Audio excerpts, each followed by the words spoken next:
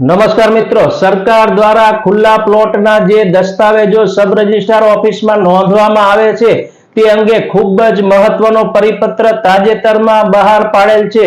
રાજ્યમાં અનેક જગ્યાઓ ઉપર બાંધકામ હોવા છતાં ખુલ્લી જગ્યા દર્શાવી મિલકતના દસ્તાવેજો નોંધણી કરવામાં આવતા હતા, જેનાથી સરકારને સ્ટેમ્પ ડ્યુટીની આવકમાં ખૂબ જ મોટી નુકસાની જતી હતી। આથી સરકારે તાજેતરમાં એક પરિપત્ર બહાર પાડેલ છે અને એવું જણાવેલ છે કે હવે રાજ્યમાં કોઈ પણ જગ્યાએ ખુલ્લા પ્લોટના દસ્તાવેજો જ્યારે સબ રજિસ્ટ્રાર ઓફિસમાં નોંધવા માટે રજૂ કરવામાં આવે ત્યારે તેમાં જે મિલકતના ફોટાઓ દર્શાવતું જે કોષ્ટક છે એટલે કે પેજ છે, ત્યાં ખુલ્લા પ્લોટના જે ફોટાઓ દર્શાવવામાં આવે છે અને લગાવવામાં આવે છે ત્યાં હવે ફરજિયાત મિલકત જે જગ્યાએ આવેલી હોય તેના અક્ષાંશ અને રેખાંશ ફરજિયાતપણે દર્શાવવાના રહેશે, જેથી કરી સરકાર તે જગ્યા ખરેખર ખુલ્લી છે કે નહીં તેને ટ્રેસ કરી શકશે અને જોઈ શકશે। આમ ખુલ્લા પ્લોટના દસ્તાવેજો જે કરવામાં આવે છે તેમાં ખૂબ જ મહત્વનો પરિપત્ર તાજેતરમાં સરકાર દ્વારા